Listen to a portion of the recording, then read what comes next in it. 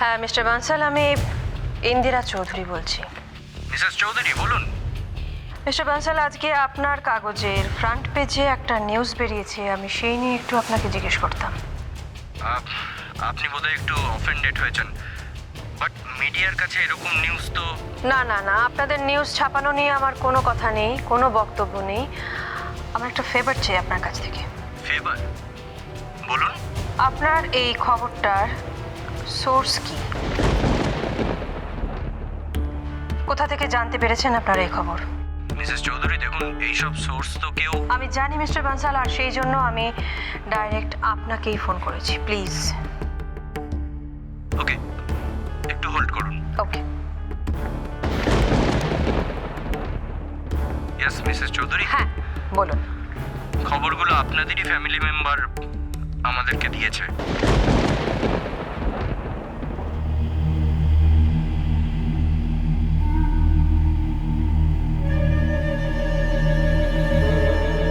নামটা বলবেন? ওনার নাম প্লিজ। কনক চৌধুরী।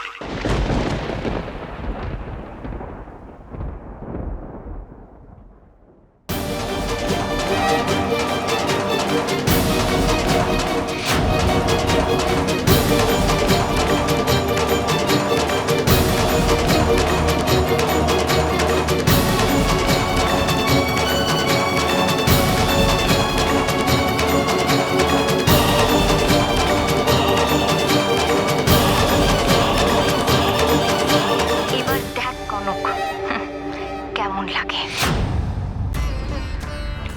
কনক, তুই একটু আগে তুই যে আমাকে এত কথা বলছিলি, কেন, কিসের জন্য কনক? ও বৌরানী, হঠাৎ কইরা ওই খবরের কাগজের লোকগুলোকে ঘরের কথা লাগাইলা কেন? আমি বুঝতে পেরেছি উদ্দেশ্যটা। ও ধরেই নিয়েছিল যে সব দোষ গিয়ে আমার ঝিলমিলের ঘাড়ে পড়বে, কিন্তু রাখে মাতালে মারে কে? এবার পড়লি তো নিজে নিজের ফাঁদে। কনক, সত্যি তুই জানিস না তুই এটা কি করেছিস? হ্যাঁ, শুধু এই পরিবারেরই নয়, তার সাথে সাথে তোর মামার বাড়ির পরিবারের মান সম্মান একেবারে ধুলোয় মিশিয়েছিস। ছি ছি ছি। এই মিথ্যে, আমি বিশ্বাস করি না বৌরানী এরকম কোনো কাজ করতে পারে। আমারও বিশ্বাস হচ্ছে না, নিশ্চয়ই কোথাও একটা বড় ভুল হচ্ছে মা। আপনি কি বলছেন বিআই মশাই? তার মানে কি কাগজের লোকটা ভুল কথা বললো, মিথ্যে বললো? যে যাই বলুক, আমাদের কনক এরকম একটা কাজ করতে পারে এ কথা আমি অন্তত বিশ্বাস করি না।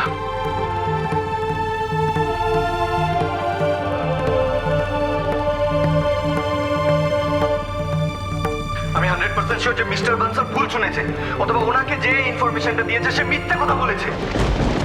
ছোট মা, তুমি আমার থেকে বেশি মানুষ চেনো। তুমি যতটা কনককে বোঝো ততটা আমরা কেউ বুঝি না হয়তো। আজ তুমি চুপ করে আছো তাই তোমাকে বলছি। আমি দিনের পর দিন দেখেছি ও আমাদের বাড়ির কথা কতটা ভাবে, সবার ভালো চায়। আর যে অলিকে বাঁচাতে, ওর ভবিষ্যতের কথা ভেবে জেলে যেতে পারে, সেটা কেন করবে?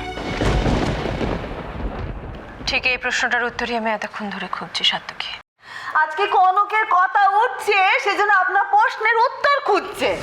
ভুল ঠিক সেটা খোঁজার চেষ্টা করছেন, কিন্তু আমার ঝিলমিলের কথা উঠলে এত ভাবা হতো থোড়াই। আপনার মেয়ের নামটা এখানে উঠলে আমরা এখানে কেউ অবাক হতাম না, জানেন?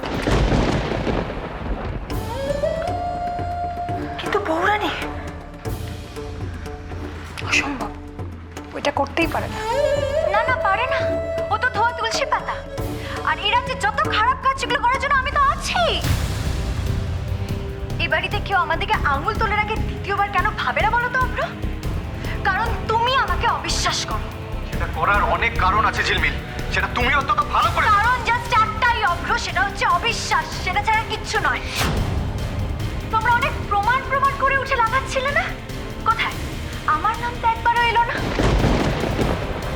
অথচ ছোট মাউনি তো নিজেই খবরের কাগজের চিফ এডিটরের সঙ্গে কথা বললেন, আর উনি সবার সামনে পরিষ্কারভাবে বললেন একজনেরই নাম দিলেন, সেটা হলো মিসেস কনক চৌধুরী। কিন্তু অবাক ব্যাপার যে কেউই সেটা মানতেই রাজি নয়। সত্যি, সবচেয়ে বড় দেখো এখনো পর্যন্ত কনকের হাত ছাড়েনি, কনককেই সাপোর্ট করে যাচ্ছে। আর এই জায়গায় যদি ইনকেস আমার নাম একবার জড়িয়ে যেত, বাপরে বাপ, তাহলে অভ্র সত্যি তুমি তো এতক্ষণে আমার শাস্ত্রকে লম্বা লিস্ট বানিয়ে দিতে, তাই না? আরে তোমারই তো দাদা ভাই, কিছু শেখো গো, শেখো কিছু। আর দাদা ভাই, সত্যি দাদা ভাই, আজকে আমি তোমাকে মেনে নিলাম। আরে একটা সময় এমন ছিল যে তুমি কোনোকে মানতেই পারো না, মানে ওর দিকে ফিরেও তাকাওনি, আর আজকে ওর জন্য তুমি সব কিছু করতে পারো, A to Z everything. Seriously দাদা ভাই, হ্যাটস অফ টু ইউ।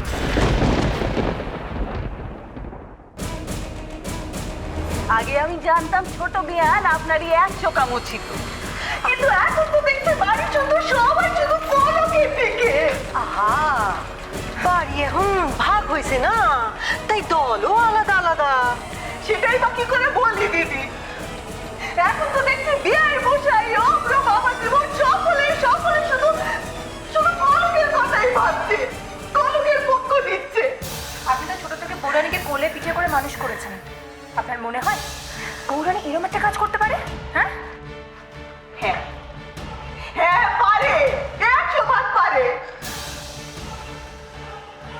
এই কনক সেই আগেকার হাদি কনক না, এখন দুনিয়া দেখেছে, পড়াশোনা শিখেছে, ইঞ্জিনিয়ারিং শিখেছে, তাই এখন খেয়ে দেখাচ্ছে। তোমরা সবাই একটু চুপ করবে?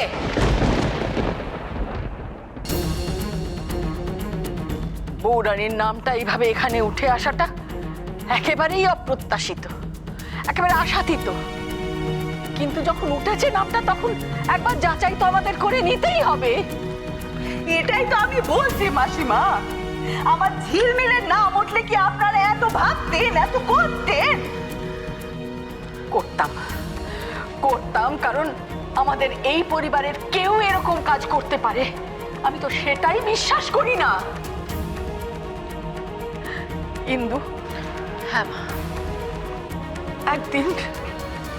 একদিন যখন এই চৌধুরী পরিবার ডুবতে বসেছিল, সেদিন সমস্ত জিনিসটাকে তুমি রক্ষা করেছিলে।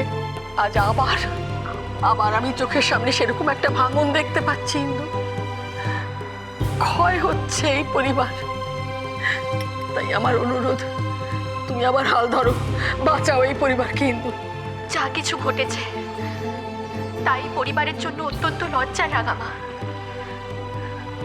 আমি জানি তোমরা সবাই আমাকে বিশ্বাস করো, তবু আমার মনে হয় এই ঘটনা সত্যি মিথ্যে যাচাই করার আগে অলিকে খুঁজে পাওয়াটা বেশি জরুরি। হ্যাঁ, এখন ঘোরা কথা। আমি কথা ঘোরাচ্ছি না মামি, এই মুহূর্তে যেটা করার দরকার সেটাই বলছি। তবে এটাও বলে রাখছি, আজ যখন এই ঘটনার সঙ্গে আমার নাম জড়িয়েছে, তখন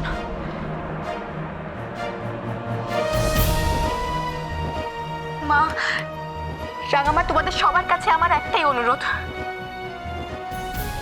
এই কলঙ্ক মোছার একটা সুযোগ তুমি আমায় দাও মা। পলিকে খুঁজতে যাওয়ার অনুমতি দাও আমার। পলি নিখোঁজ হওয়া নিয়েই তো এত কথা।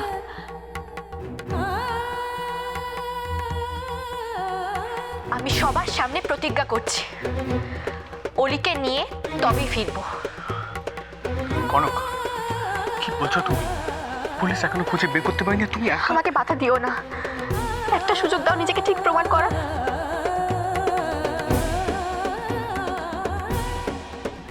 যাবো মা।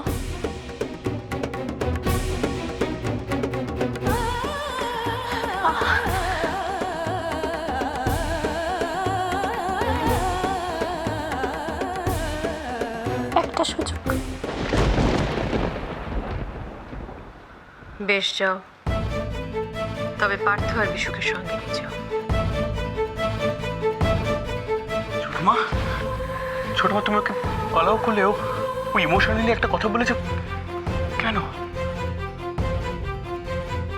কিন্তু এরকম একটা মতামত দেওয়ার আগে আমার মনে হয় যে তোমার আরো একবার ভাবা উচিত। আমি যা বলেছি ভেবে বলেছি।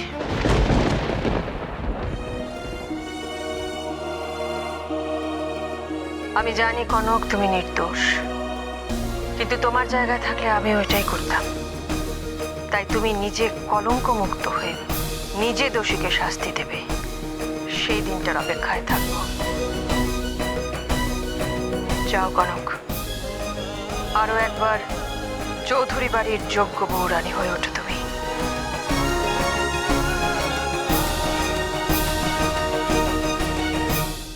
আমি তোমার হাতে সিঁদুর পরবো না। বলি এরকম বলতে নেই শোনা, এটাই তোমাকে সিঁদুর পরাতে দেব না। এটাই তো আসল কাজ। বাবুল আমার কথা শোন না।